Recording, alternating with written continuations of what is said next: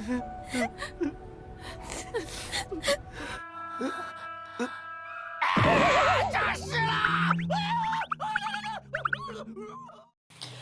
hai hai, pada sehat kan hari ini? Nah, kali ini Mimin mau bahas Donghua berjudul Fairy Mountain. Donghua ini menceritakan tentang kaisar dataran utama yang selama berbulan-bulan menghilang. Hal itu membuat para jenderal Yulin Wei, Limao, dan pejabat pengadilan dalam Weishan diperintahkan untuk menemukan keberadaan kaisar. Dalam perjalanan mereka bertemu dengan Zhongsheng dan Fantian yang kehilangan sebagian ingatan, serta seorang bibi kecil yang melakukan perjalanan bersama mereka. Rombongan itu pun pada akhirnya terlibat petualangan yang sangat seru. Setiap orang tidak mengenal satu sama lain dan memiliki tujuannya sendiri. Namun, ada satu hal yang mereka semua sepakati, bahwa semua sumber kekacauan tampaknya menunjuk ke pegunungan peri misterius. Begini storyline lengkapnya, full tamat.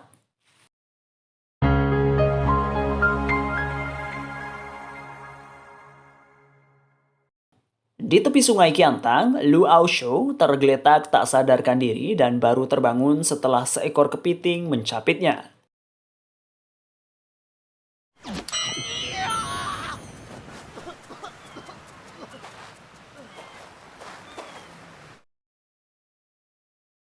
Ia memegangi kepalanya yang terasa sakit dan bingung dengan dirinya sendiri. Kilasan tentang seorang gadis yang berjanji akan menunggunya datang untuk menikah dengannya muncul di kepalanya.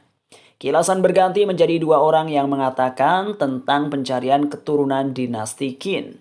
Sebelum kemudian berubah lagi menjadi dirinya yang tenggelam. Lu Aoshou melihat sebuah bangunan yang membentang jauh di depan mata dan menduganya sebagai istana Honmaru. Namun, kemudian ia menyadari bahwa bangunan tersebut bukan istana, melainkan kota dataran tengah. Di kota tersebut, seorang pria berlari ke istana untuk memberitahu Kasim Weishan tentang laporan militer dari kepala prajurit di Liaodong. Ia memintanya menyerahkan laporan tersebut kepada kaisar dan akan menunggu jawabannya segera untuk disampaikan kepada utusan jenderal. Weishan kesal dan menuntut siapa orang yang berani mendesak kaisar. Ibu Surili kemudian datang dan menyatakan dirinya sebagai orang tersebut. Weishan meminta maaf dan memberitahu bahwa kaisar belum bangun karena sedang tidak enak badan. Ibu Surili menyarankan Weishan segera memanggil tabib istana. Namun Weishan mengatakan, pada peringatan 10 tahun kematian guru kekaisaran Zhang, kaisar memang ingin mengurung diri untuk bergabung.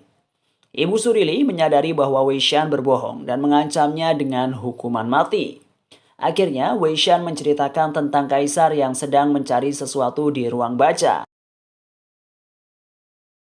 你最后一次机会，想好了再说，不然砍了你的头。你每一句假话，我都可以定你死罪。 Dan secara tak sengaja menemukan buku peninggalan dari zaman Kaisar Yongle yang berjudul Fairy Mountain. Ia memberitahu saat ini kaisar sedang mengikuti peta laut yang digambar pada buku tersebut dan pergi berlayar untuk mencari ilmu-ilmu yang ada di dalamnya. Ibu Surili kemudian mengetahui bahwa kaisar telah pergi selama 2 bulan seorang diri. Ia meminta mereka menyebarkan berita bahwa kaisar sedang sakit parah. Dan memberitahu utusan Liaodong dirinya ditunjuk oleh Dong Eryuan sebagai kepala prajurit dan Deng Yunglong sebagai wakil kepala prajurit untuk memimpin 40.000 pasukan di markas yang akan berangkat melalui jalur darat Liaodong dan jalur air Wei Highway untuk membantu Jenderal Tong. Weishan memberitahu dan menyarankan beberapa hal yang membuat Ibu Surili kesal. Namun pada akhirnya ia mempertimbangkan saran Weishan dan mengubah perintahnya. Saat itu mereka menyadari seseorang yang menguping pembicaraan dan Limao berusaha mengejarnya. Mendengar suara pertarungan dari atap aula, Weishan berniat memanggil pengawal malam untuk membantu. Namun, Ibu Surili meyakinkan bahwa Limao dapat menangani penjahat tersebut. Di atap, Limao berhasil menandingi ilmu pedang prajurit tersebut dan menyudutkannya. Ia menuntut prajurit itu memberitahu siapa orang yang memerintahnya.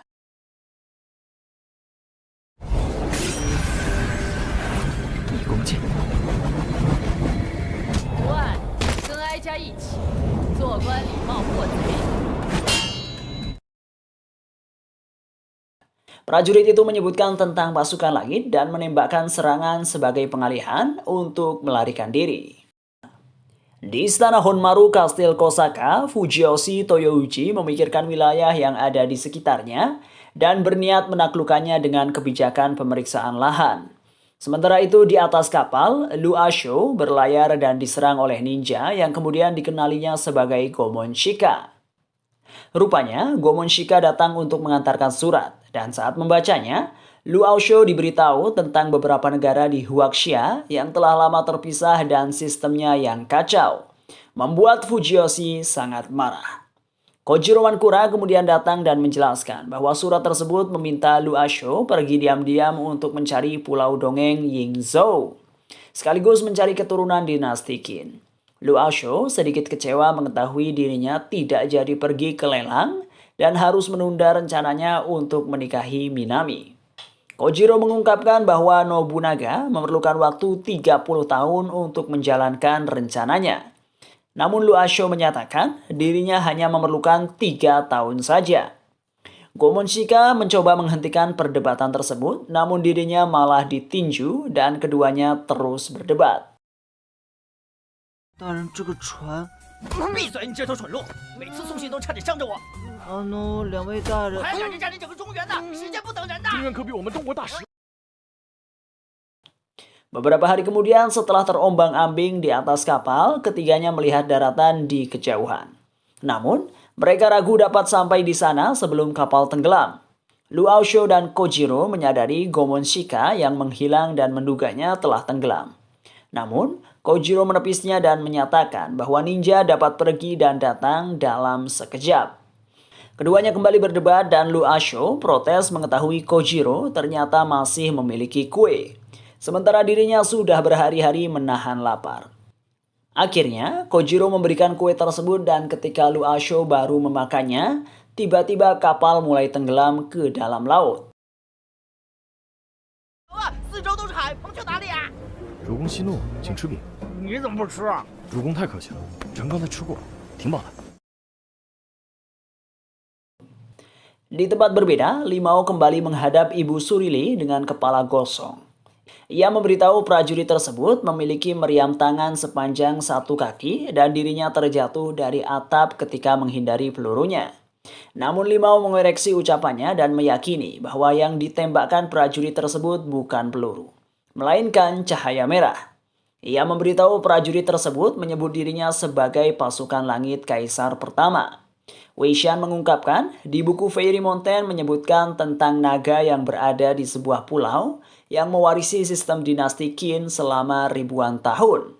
Ibu Surili kemudian mengetahui alasan kaisar berniat mencari pulau tersebut. Limau menduga kemungkinan prajurit tersebut datang dari pulau yang disebutkan dalam buku Fairy Mountain.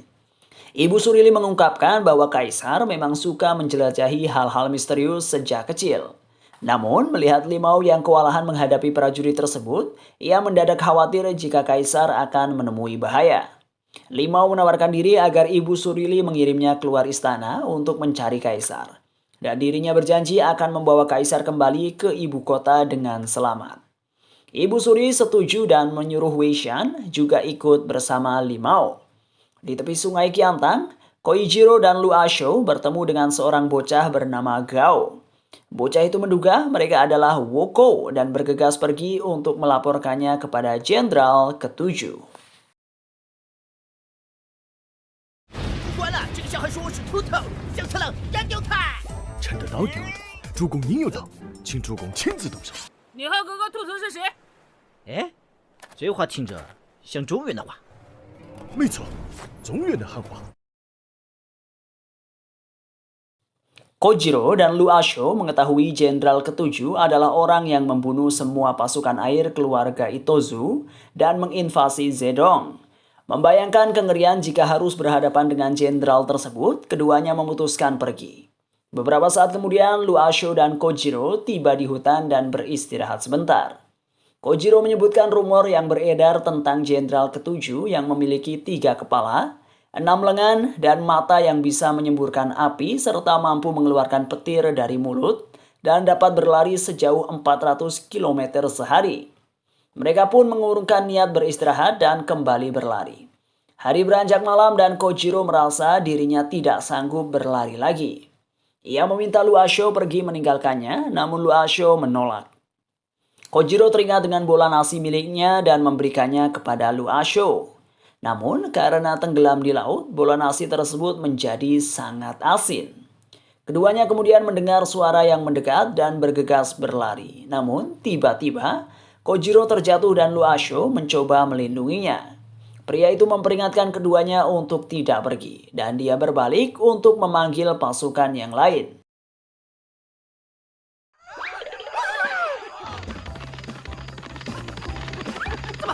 这么快就这样了？这帮乌合之众瞎了狗眼！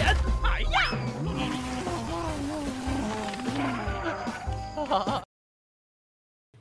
Mengetahui dirinya terluka dan hanya akan menyulitkan, Kojiro meminta Lu Asho meninggalkannya.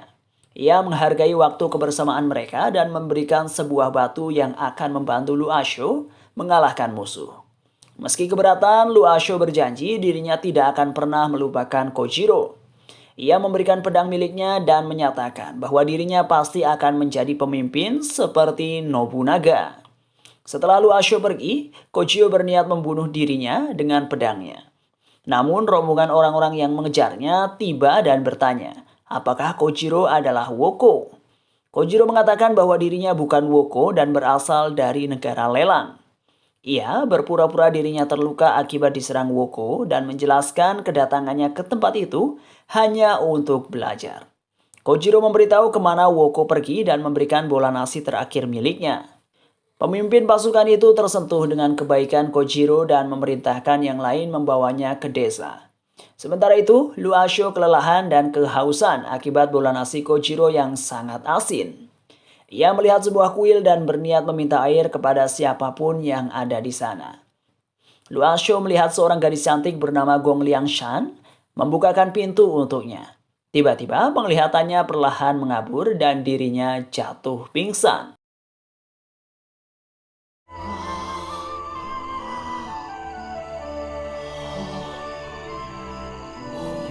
看来我梵天真的已经离世许可到了天上。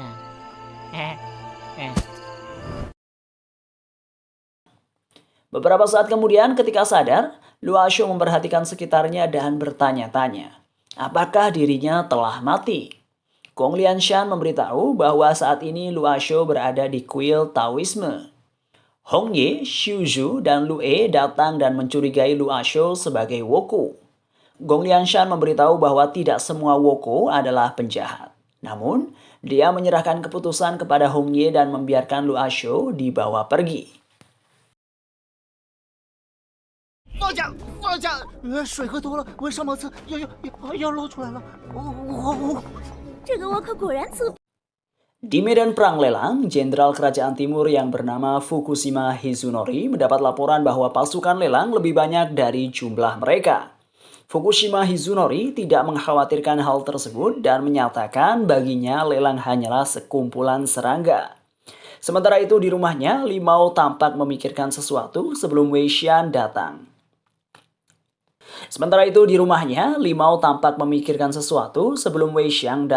Memamerkan penampilannya dalam jubah panjang. Limau mengolok-olok penampilan tersebut dan mengetahui Wei Xian sengaja memakainya untuk memberitahu bahwa dia adalah seorang pelajar. Limau mengatakan dirinya akan membawa beberapa teman dari pasukan istana dan Shen Jiying yang akan ikut bersama mereka sebagai temannya. Wei Xian protes mengingatkan bahwa Ibu Suri telah memerintahkannya ikut bersama Limau sebagai temannya. Keduanya kemudian membahas beberapa hal dan menyatakan pelabuhan Huanchui sebagai tujuan pertama mereka. Sementara itu, Lu Asho dibawa ke kuil Juelong untuk menemui tetua. Ia ditanya siapa namanya, dan Lu Asho menjawab bahwa dirinya tidak ingat identitasnya. Tetua mengungkapkan ia juga sudah tidak ingat namanya sejak mulai bertapa. Dan melihat bordiran bertuliskan nama Brahma yang ada di pakaian Lu Asho, tetua mengira Brahma adalah nama dari Lu Asho. Namun, Lu Asho tidak yakin dan menganggap nama tersebut terdengar jelek. Tetua memutuskan memanggil Lu Ashou dengan sebutan Tuan Muda Fan, dan saat melihat kepalanya yang botak, ia merasa kasihan karena Lu Ashou botak di usia muda. 啊，这让我想想看，我还想得起一些事情。这不是早早的秃顶。早秃，哎呀，挺可怜的。那你啊，我是说， Lu Ashou kesal dan memberitahu ia tidak menderita kebotakan dini. Baginya, kepala botaknya adalah simbol kedewasaan samurai. Karena pendengarannya yang memburuk, tetua malah menyebut Lu Ashou sebagai peramal dan memintanya meramalkan berapa lama dirinya akan hidup. Lu Ashou menganggap dari penampilannya yang sudah tua, dia tidak akan hidup lama. Para gadis yang merupakan murid tetua memprotes Gong Liangshan yang mempercayai Lu Ashou. Salah satu seniornya mengklaim Gong Liangshan berniat mengambil alih kuil Juelong. Gong Liangshan menepis hal tersebut dan memberitahu dirinya berharap gurunya berumur panjang. Namun, seniornya tetap kesal dan menuduh Gong Liangshan menggunakan sihir untuk membuat gurunya memberikan buku penjaga kuil kepadanya. Tetua memberitahu ia belum memberikan buku tersebut kepada Gong Liangshan dan baru akan memberikannya setelah dirinya mati. Melihat senior Gong Liangshan sangat berambisi untuk mendapatkan buku tersebut dan mencoba menyalahkan gadis itu karena membawa Woku ke kuil, Lu Ashou menyatakan bahwa senior itulah yang berkeinginan mengambil alih kuil. 我巴萨，啥叫登高铃声？谁发骚？老奶奶，啥叫登高铃声？啊，登高山，临山溪，一到处走走看看，增加见识，拓展眼光，多交朋友，买买衣服，吃吃小吃，游游泳，爬爬山，不买门票就最好。可以了哥定会一鸣惊人。是，难道我们绝垄灌就要交给这个瘸子来发扬光大吗？ Tetua menyudahi keributan tersebut dan mengizinkan Lu Ashou tinggal di kuil sampai ingatannya kembali. Setelah selesai makan, Lu Ashou dan Gong Liangshan pergi keluar untuk berkeliling kuil. Para seniornya menghadang Gong Liangshan dan berniat menantangnya untuk berduel. Lu Ashou maju dan mengalahkan gadis-gadis tersebut dengan tebasan 6 pedang naga Gunung Aoyi dan membuat mereka berlari ketakutan.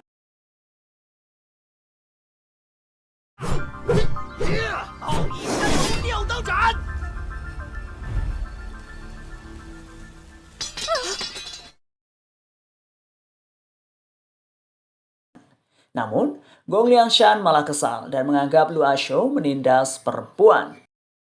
Di tempat lain, Limao dan Wei Xian memulai perjalanan mereka mencari kaisar dan menyatakan identitas mereka saat ini adalah cendekiawan.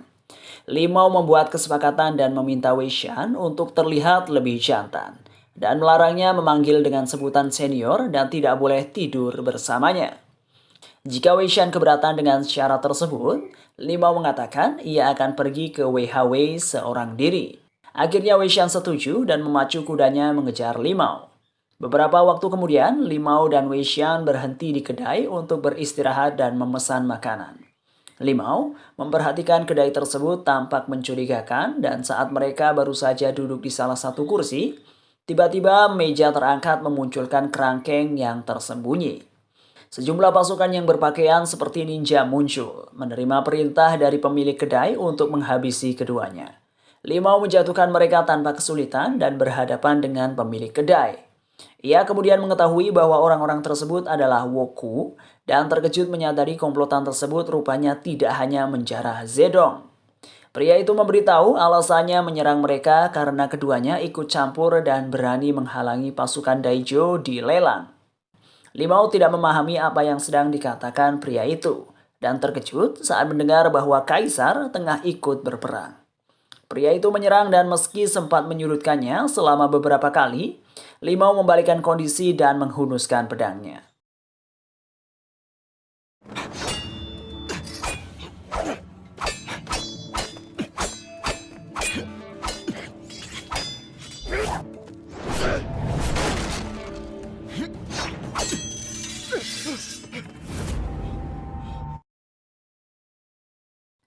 Pria itu terkejut mengetahui Limau menggunakan teknik pedang Kawakami dan menanyakan identitasnya.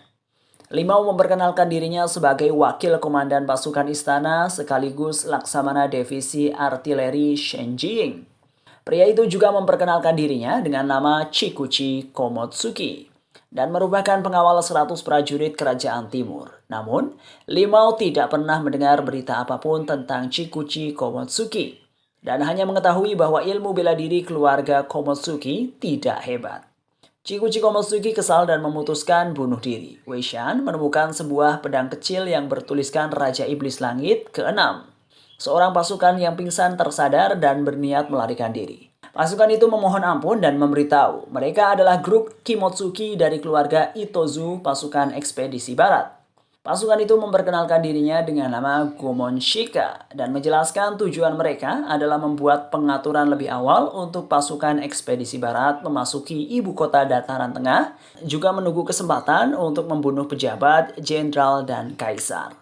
Sementara itu di tempat lain, Lu Asho mendatangi Gong Liangshan yang sedang duduk di dekat tangga depan kuil. Gadis itu menceritakan kehidupannya yang tak pernah meninggalkan kuil dan mengungkapkan keinginannya untuk pergi menonton opera. Lu Asho memberitahu ia memiliki rencana agar Gong Liangshan bisa pergi menonton opera. Namun, Gong Liangshan menolak dan berniat pergi berlatih. Lu Asho mengatakan dirinya benar-benar ingin membawa Gong Liangshan pergi ke kaki gunung. Sejenak, Gong Liangshan tersentuh dengan kesungguhan Lu Asho. Namun, dia tersadar dan memberitahu dirinya sangat benci kepada pria yang berbohong. 三公子要不要与我一起啊？真的，我真的可以带你下山去看看。我最讨厌说谎的男人。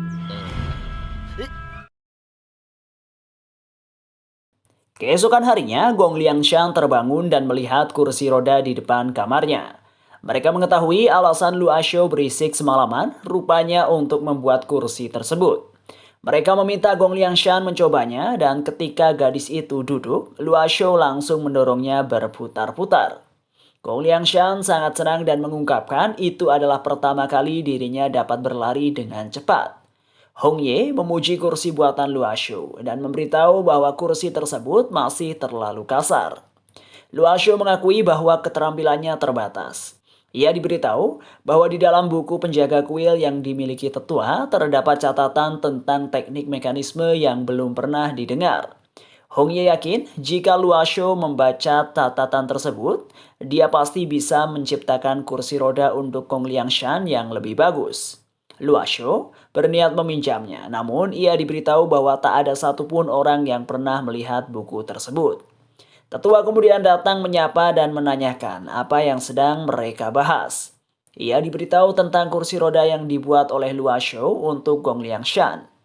Hong Ye mengungkapkan bahwa kursi roda tersebut masih kurang bagus dan semuanya terkejut saat tetua membolehkan Lu Asho untuk meminjam buku penjaga kuil agar bisa mempelajari cara membuat kursi roda yang benar. 正好有本镇馆奇书里有讲怎么做手工，可以借你看看呀。只是工艺不怎么样罢了。师姐，别这么说。啊，这样啊。 Setelah mencarinya, tetua memberikan buku Fairy Mountain kepada Lu Asho dan memperingatkannya untuk tidak menunjukkan buku tersebut kepada yang lain.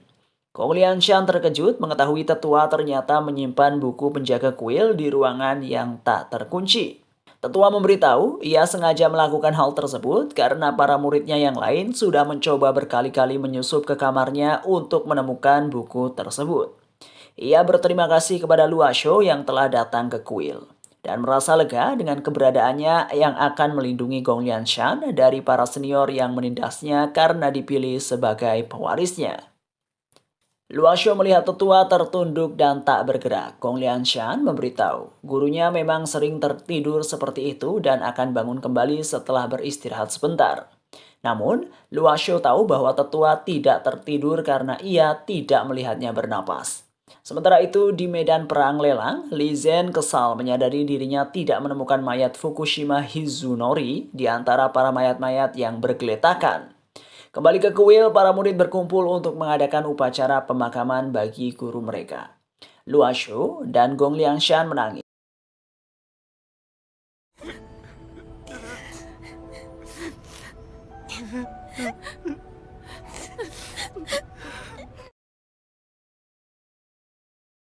Sementara para senior berniat mengadakan pemilihan untuk menentukan kepala kuil berikutnya. Hongye menyatakan bahwa guru telah memilih Gong Liangshan sebagai penerusnya.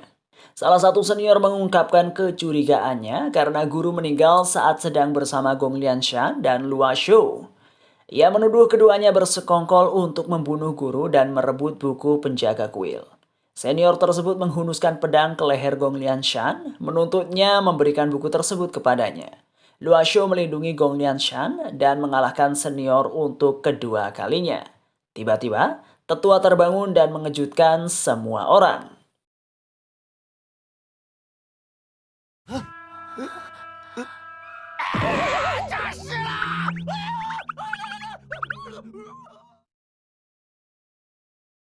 Gong Liangshan kembali menangis dan merasa lega mengetahui gurunya masih hidup. Tetua kemudian bangun dan berniat pergi makan. Ia meminta King Feng dan Ming Yu membawa Hong Ku ke kamar untuk mengobati lukanya. Tetua mengklaim Zilu telah membantu niat jahat Hong Ku dan menyuruhnya pergi dari kuil. Zilu langsung memohon ampun dan meminta guru tidak mengusirnya. Akhirnya, tetua meminta Gong Liangshan pergi ke kaki gunung untuk berkultivasi. Ia menjelaskan tentang rahasia umur panjang yang berada di Pulau Dongeng dan teknik medis yang luar biasa. Tetua meminta Luashu ikut dengan Gong Liangshan untuk menjaganya dan membantunya menemukan petunjuk mengobati penyakit kakinya di Gunung Dewa. Sementara itu, Limao dan Weishan dihadang oleh 3 orang pria yang memperkenalkan diri mereka sebagai Tachibana Dokaze, Tachibana Doame, dan Tachibana Dokaminari. Limao kesal karena ketiganya yang banyak omong dan langsung mengalahkan mereka dalam sekejap.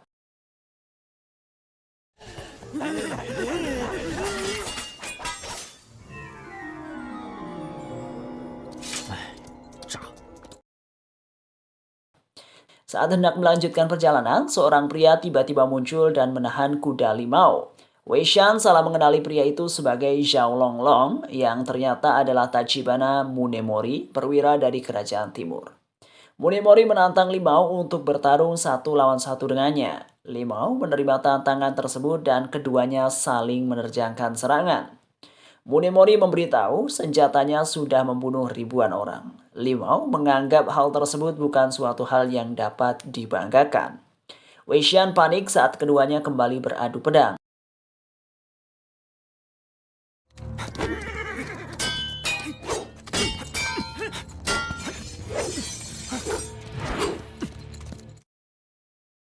Namun, baik Limao maupun Munemori kembali menyarungkan pedang masing-masing dan mengakui kehebatan satu sama lain. Weishan menceritakan tentang gurunya yang bernama King Teng. Munemori terkejut dan menanyakan keberadaan King Teng. Ia mengungkapkan keinginannya untuk berguru dengannya. Namun, Limao memberitahu bahwa King Teng telah meninggal beberapa bulan lalu. Munemori kecewa dan menangis yang membuatnya tiba-tiba berubah menjadi anak kecil. Ia memberitahu ketika dirinya berada di Yamagata, seorang penyihir wanita mengutuknya. Dan tiap kali dirinya bersedih, ia akan berubah menjadi anak kecil. Munemori menceritakan dirinya datang ke tempat itu dengan tujuan mencari benda peninggalan Nobunaga untuk menghentikan serangan klan Itozu ke klan Otomo. Weishan memutuskan membawa Munemori bersamanya dan berjanji akan membantunya menemukan benda tersebut. Sementara itu di kuil, Luashu dan Gong Liangshan menggunakan petunjuk Fairy Mountain untuk membuat kursi roda. Menjelang sore, mereka berhasil menyelesaikannya dan saat Gong Liangshan mencobanya, Hongye terkesan mengetahui kursi roda tersebut jauh lebih bagus daripada sebelumnya.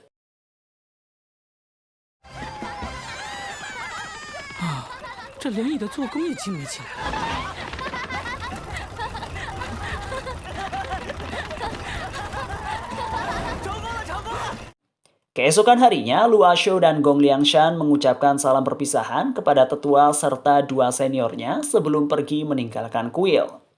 Di tempat berbeda, Munemori yang telah kembali ke wujud dewasa menceritakan tentang kekacauan di negerinya, di mana kaisar telah disandra selama hampir 400 tahun. Ia berubah menjadi anak kecil lagi saat menangis dan membuat Limau kesal. Munemori merengek meminta makanan, namun Limau mengingatkan bahwa semua makanan yang telah mereka beli sudah dihabiskan olehnya. Mereka kemudian menemukan kedai di tengah hutan dan mampir untuk makan. Merasa aneh dengan kedai yang didirikan di dalam hutan, Limau mencoba bertanya kepada pemiliknya. Pria itu memberitahu tentang sekelompok orang dari kerajaan timur yang mendominasi puncak gunung selama 3 hari, hendak mendirikan toko serta mengadakan pertandingan. Setelah menghabiskan bermangkok-mangkok makanan, Munemori kenyang dan kembali ke wujud dewasanya. Ia memberitahu tentang rumor yang beredar bahwa benda peninggalan Nobunaga adalah liontin berlapis emas dengan bertahtakan giok dan mutiara. Namun, rumor lain juga memberitahu bahwa peninggalan tersebut adalah sebuah pedang liar yang sangat luar biasa dengan pegangan yang terbuat dari emas murni. Munemori memberitahu ia mendapat informasi dari kepala pedagang Sakai, Ronzo Koto, bahwa peninggalan Nobunaga berada di puncak Gunung Kin, dataran tengah. Mereka akhirnya memutuskan pergi ke gunung tersebut dan setibanya di sana, ketiganya melihat tempat itu dipenuhi oleh para wuku. Beberapa saat kemudian, Munemori menunjukkan telur burung phoenix yang dibelinya dengan 3 tahil perak. Weishan berkomentar dengan harga tersebut, mereka bisa membeli 100 butir telur. Mereka kemudian pergi ke tempat pelelangan barang Raja Iblis. Dan seorang pria bernama Ronzo Koto yang berada di atas panggung memberitahu tentang 3 senjata ajaib peninggalan Dewa Amaterasu. Ronzo Koto mengungkapkan setelah Nobunaga tewas dalam lautan api, dia berubah menjadi pedang Chauti. Meski pedang tersebut telah coba dikembalikan ke negeri langit, namun negeri tersebut tidak kunjung memberi jawaban, sehingga dirinya berniat mencari pewaris dari pedang tersebut. Mori Benimaru kemudian muncul ke panggung dan diperkenalkan sebagai pelayan Nobunaga. Seorang pria bernama Bucha Takazuka juga naik ke panggung berniat mendapatkan pedang tersebut. Pria lain bernama Shanbai menyusul Bucha dan menantangnya bertarung untuk mendapatkan pedang Chauti.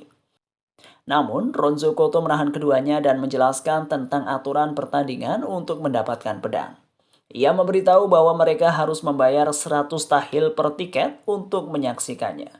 Beberapa saat kemudian, ketika pertandingan telah dimulai, kedua peserta saling menyerang di atas panggung. Ronzo Koto mengumumkan Yagyu Fujisai sebagai pemenang ronde pertama dan Shanbai sebagai pemenang ronde kedua.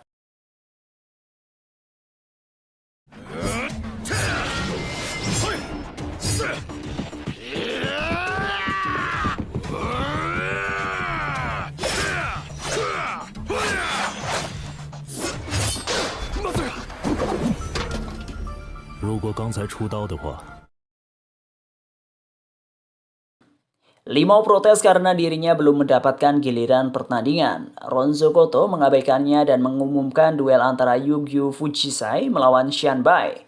Namun hingga hari beranjak malam, keduanya sama-sama bertahan dan tidak ada yang menyerang. Limau mengatakan jika dirinya tidak mendapat giliran, maka mereka harus mengembalikan uangnya. Ronzo Koto menolak dan membuat taruhan kepada para penonton untuk menentukan siapa di antara Yagyu Fujisai dan Shanbai yang akan bertahan paling lama. Ketika semua orang memilih Shanbai, Weishan satu-satunya orang yang memilih Fujisai. Melihat hal tersebut, Fujisai memutuskan menyerah dan langsung ambruk. Namun, tak lama kemudian Shanbai juga kewalahan memutar senjatanya dan ikut tepar.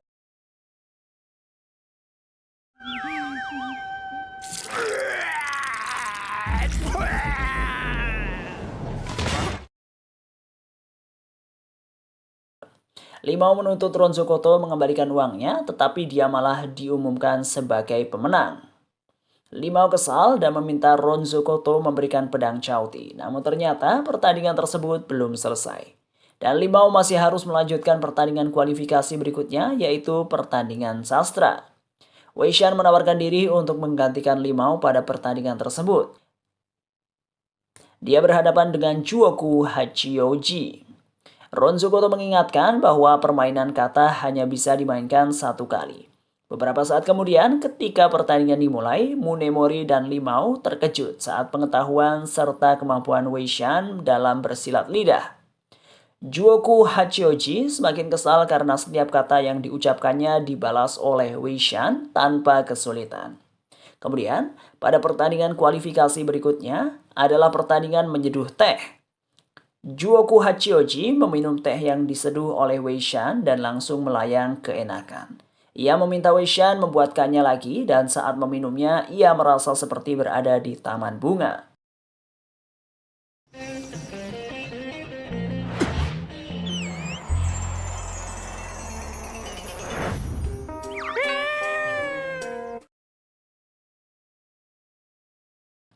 Malam harinya mereka melanjutkan pertandingan berikutnya, yaitu pertandingan dunia rakyat, di mana mereka berkumpul dan diharuskan untuk minum arak. Ron Zokoto mengungkapkan karena harga arak cukup mahal, ia meminta mereka membayar 15 tahil per botol untuk arak jenis mahkota Yuejia.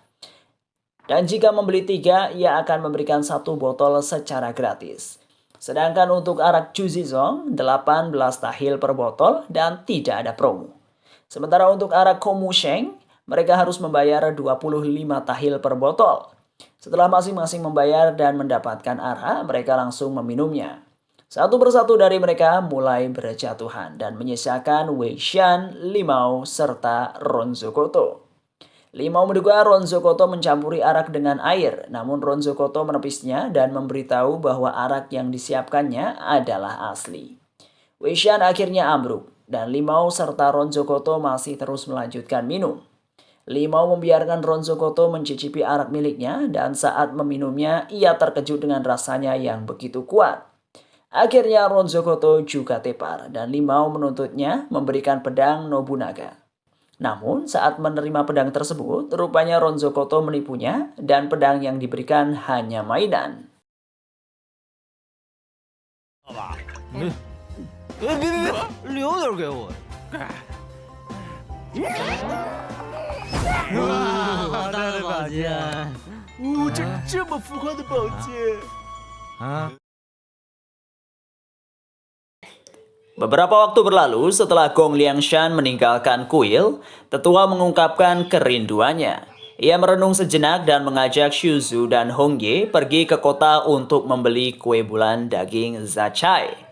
Namun keduanya menolak karena memiliki pekerjaan yang harus diselesaikan. Tetua merajuk dan bertingkah seolah dirinya tidak memiliki kesempatan lagi untuk memakan kue tersebut. Hongye mengatakan setiap tahun festival menjual kue tersebut dan berjanji akan membelikannya ketika mereka berbelanja keperluan kuil. Malam harinya, tetua menyelinap keluar kuil dan memutuskan pergi ke kota sendirian. Di pagi harinya, Shuzu mengetuk pintu kamar tetua untuk mengantarkan air, namun tidak mendapat jawaban apapun. Namun, setelah membuka, ia dan Hongye terkejut mendapati ruangan tersebut kosong.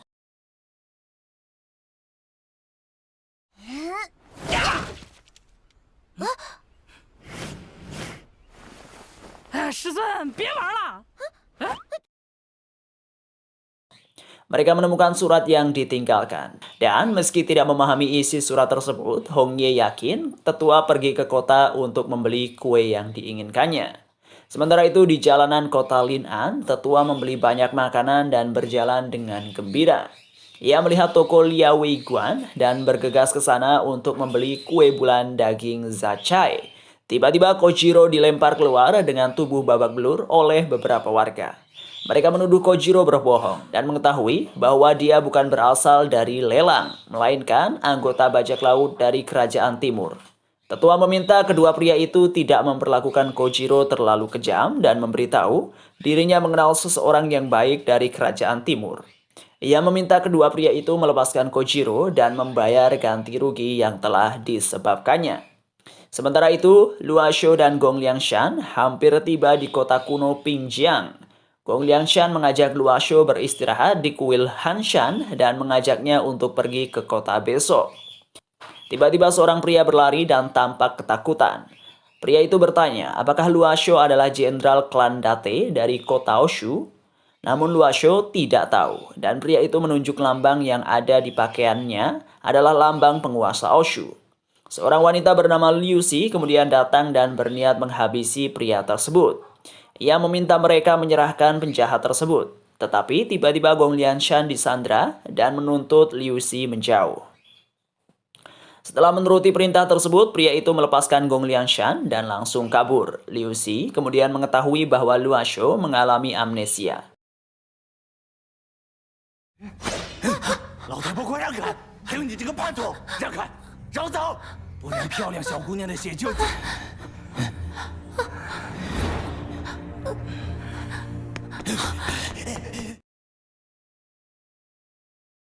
Ia memperkenalkan dirinya sebagai ketua lembah bunga persik dan mengajak keduanya mampir ke kuilnya. Keesokan paginya di kantor pemerintahan Wei Hawei, Limau menabuh genderang untuk membangunkan penjaga yang masih tidur. Ia kesal mengetahui para penjaga tidak ada yang bergerak meski Woku telah memasuki kota. Limau memutuskan menerobos masuk dan bertemu dengan Jenderal Tian yang sedang makan. Ia mengingatkan tentang tugasnya menjaga wilayah dan memberitahu tentang kedatangan Woku. Tian mengatakan bahwa dirinya tidak melihat Woku. Ia kemudian diberitahu oleh salah satu pengawal yang menunjuk Luo Shou sebagai Woku. Tian menganggap Limau datang ke kantornya untuk memberitahu tentang Woku yang ditangkapnya. Ia mengundang Limau duduk dan Lan menuangkan semangkok anggur untuknya. Tian kemudian menanyakan tentang rencana Limau melawan musuh. Namun Limau memberitahu seharusnya sebagai jenderal penjaga Tianlah orang yang memikirkan hal tersebut. Semakin kesal dengan sikap Tian yang tak bertanggung jawab sebagai seorang jenderal, Limau memberitahu bahwa Itozu datang dengan membawa berpuluh ribu pasukannya. Tian meminta Limau tidak melebih-lebihkan kekuatan musuh dan mengetahui bahwa Itozu hanya membawa 2.000 hingga 3.000 pasukan. Ia meyakini setelah menjarah beberapa nelayan, mereka pasti akan mundur sendiri. Luo Shou memberitahu informasi yang didapatnya bahwa Itozu akan mengumpulkan 20.000 pasukan. Tian mengklaim Luo Shou sebagai mata-mata dan sebelum situasi semakin tegang, 谁说的？平江城里岛金家探子说的。我瞅着，不如将部队交予李将军指挥，趁敌军尚未集结，主动出击，方有胜。 Wei Shan maju menuntut Tian menyerahkan pasukannya kepada Limau. Tian menyatakan bahwa ia tidak bisa memberikan hak komando begitu saja meskipun Limau adalah pejabat dari ibu kota. Wei Shan menunjukkan plakat militer emas dan meminta Tian menuruti permintaannya. Namun, Tian malah menganggap Wei Shan mencuri plakat tersebut dan menyatakan ketidakpercayaannya bahwa plakat emas itu benar-benar miliknya. Gong Lianshan mengatakan Tian dapat menganggap plakat emas itu sebagai plakat besi dan memintanya meminjamkan 40 prajurit. Tian setuju dan menyatakan tidak ada yang bisa mereka lakukan hanya dengan 40 prajurit. Namun, Gong Lianshan mengungkapkan dirinya hanya membutuhkan 40 prajurit untuk membuat musuh mundur. Ia juga berjanji dalam 3 hari kapal musuh akan meninggalkan Wei Hawei. Tian mengatakan jika mereka gagal maka semuanya akan dipenggal. Ia kemudian meminta salah satu pengawal untuk mengirim 40 pasukan mengikuti rombongan tersebut.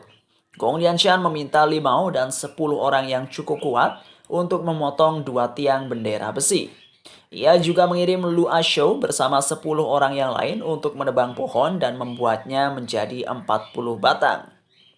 Gong Lianshan memberikan sebuah gulungan kepada Wei Shan dan memintanya untuk mencari pandai besi yang dapat menepa roda gigi, batang penggerak, dan paku. Sementara dirinya akan pergi ke kota bersama 10 orang untuk membeli barang dan belerang di kota.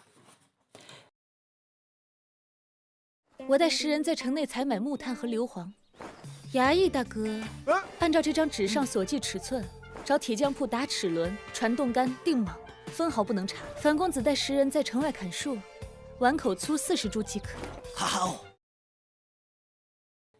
3 hari kemudian, Tian pergi ke benteng kota dan terkejut dengan meriam yang dibuat Gong Lianshan. Mereka menunjukkan kekuatan meriam tersebut dan Tian terkejut melihat kapal musuh yang berada pada jarak cukup jauh langsung hancur. Gong Lianshan memberitahu nama meriam tersebut adalah meriam Kelubo dan diciptakan pertama kali oleh keturunan keluarga Mo, Gongshu, Ban. Sementara itu di kapal, Idai Itozu menyalahkan Tanegashima atas beberapa kapal yang hancur. Tanegashima yang ketakutan dengan kekuatan meriam menyarankan Fujiyoshi untuk mundur. Namun, Fujiyoshi menolak dan menyuruh Tanegashima bunuh diri. Di benteng Weihawei, Tian mengakui kehebatan meriam Kelubo meskipun senjata tersebut ternyata tidak bisa membuat musuh mundur. Luasho kesal dan Limau memberitahu bahwa pasukan Itozu telah mundur sejauh 5 km. Namun kemudian Limau menyadari bahwa kapal musuh berhenti bergerak. Tian menertawakan usaha mereka yang sia-sia dan memberikan waktu hingga matahari terbenam untuk membuat Itoshi mundur. Gong Lianshan meminta mereka semua tidak khawatir dan menyuruh para prajurit untuk menebang lebih banyak pohon. Di kapal, seorang prajurit memberitahu bahwa grup Kawakami dan Kamada baru saja tiba. Idai meminta para pasukan menyiapkan meriam dan mereka akan membalas serangan ke Weihawei di siang hari. Sementara itu di tempat berbeda, Kojiro mendayung perahu kecil dan bertanya mengapa Yu Xiao tidak memberikan pil umur panjang serta buku Fairy Mountain kepada tetua secara langsung. Tetua mengungkapkan bahwa hidup dan mati Yu Xiao tidak diketahui siapapun. Ia menceritakan dirinya sudah mencari Yu Xiao selama 30 tahun di dataran tengah, namun tak mendapat hasil apapun. Kojiro bertanya apakah tetua telah memakan pil umur panjang tersebut. Tetua memberitahu dirinya memberikan pil tersebut kepada gurunya yang kemudian pergi ke Tianfang untuk membalas dendam kepada Sekte Jubah Api. Tetua meminta Kojiro menaburkan abunya di laut timur Weihawei saat dirinya mati agar bisa bertemu dengan Yu Xiao. Tiba-tiba Kojiro panik melihat tetua yang tergeletak jatuh. 请将我的骨灰撒在威海以东海中，希望海浪能将我带至瀛洲仙岛。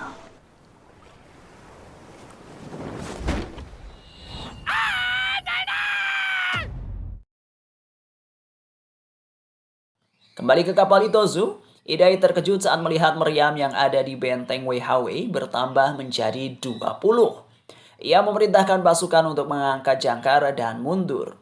Di benteng, rupanya meriam-meriam tersebut hanya balok kayu tipuan dan Wei Shan terkesan dengan kecerdikan Gong Lianshan.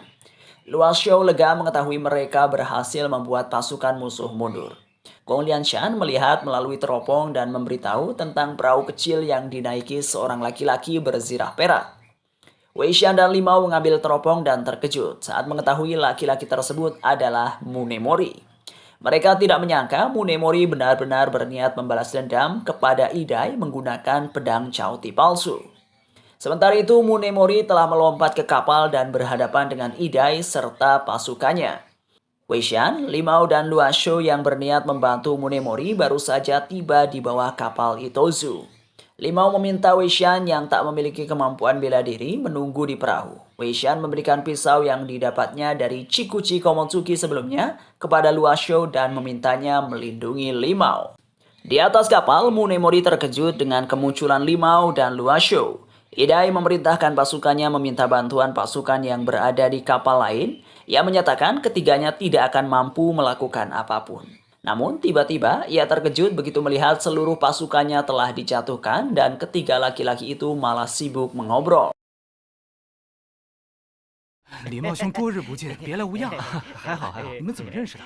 注意场合！宗盛兄弟久仰久仰，名字好似在哪儿听过啊？嫁给丽花宗盛。 Munemori, Luasho, dan Limau kembali bersiaga. Saat Munemori menyerukan pedangnya sebagai pedang Nobunaga, tiba-tiba meriam berjatuhan menghancurkan kapal-kapal pasukan Itozu. Tanigashima panik mengetahui keberadaan kapal tak dikenal dari sisi timur. Idai menurunkan perintah kepada seluruh pasukannya untuk siap bertempur. Beberapa saat kemudian, api membakar sebagian besar armada Itozu. Mereka menabrakkan kapal dan membuat kobaran api semakin membesar.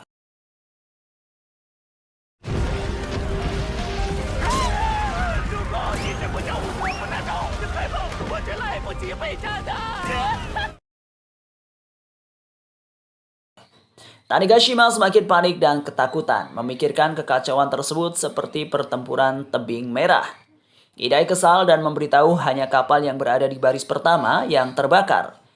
Ia memperingatkan Tanigashima untuk tidak mengacaukan semangat para pasukan jika tidak ingin dihabisi dengan tangannya.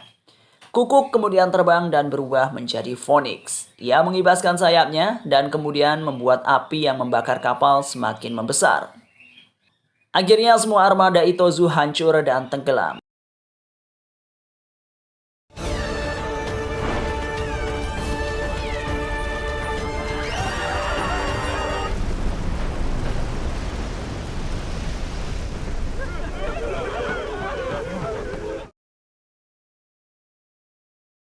Munemori menangkap Idai dan menuntutnya menyerah. Idai menolak dan memerintahkan Tanegashima menyerang mereka. Namun, Luasho menjatuhkan Tanegashima dengan pedang yang diberikan Wei Xian. Saat melihat tulisan yang terukir pada bilah pedang, Idai terkejut mengetahui pedang tersebut adalah pedang milik Raja Iblis, surga ke-6 milik Nobunaga. Idai langsung memohon ampun dan memberitahu dirinya ditipu oleh Fujiyoshi. Saat kapal mulai karam, Wei Xian datang untuk menyelamatkan mereka. Perahu yang membawa Tetua dan Kojiro juga tiba di sana dan Kojiro terkejut mengetahui Tetua yang ternyata mengenal Luasho. Sementara Luasho melompat ke perahu Tetua, Limau, Munemori, dan Wei Xian kembali lebih dulu ke benteng untuk menemui Gong Lianshan. Tetua marah mengetahui Luasho meninggalkan Gong Lianshan seorang diri di daratan dan memukul kepalanya. Tiba-tiba pukulan tersebut membuat ingatan Luasho kembali dan menanyakan tujuannya.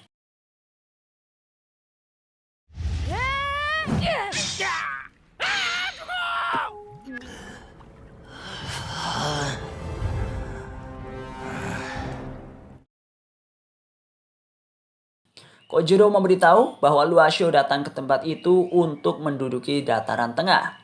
Luasho menarik kerah Kojiro dan menunjukkan buku Fairy Mountain yang didapatnya. Ia mengatakan hal yang harus mereka lakukan adalah mempelajari semua ilmu yang ada di sana untuk menyejahterakan masyarakat.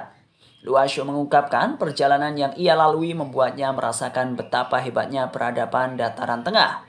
Ia memutuskan untuk bertobat dan menjadi orang baik. Nah, setelah menonton Fairy Mountain ini, ceritanya lumayan seru. Awalnya sempat ngira kalau Donghua ini bakal nyeritain tentang peri-peri di pegunungan. Ternyata cuma diambil dari nama buku legendaris. Oke lah, itu aja pembahasannya. Cukup sekian video kali ini. Terima kasih sudah menonton sampai akhir. Jangan lupa like, komen, dan subscribe kalau belum. Dan sampai jumpa di konten berikutnya. Ciao!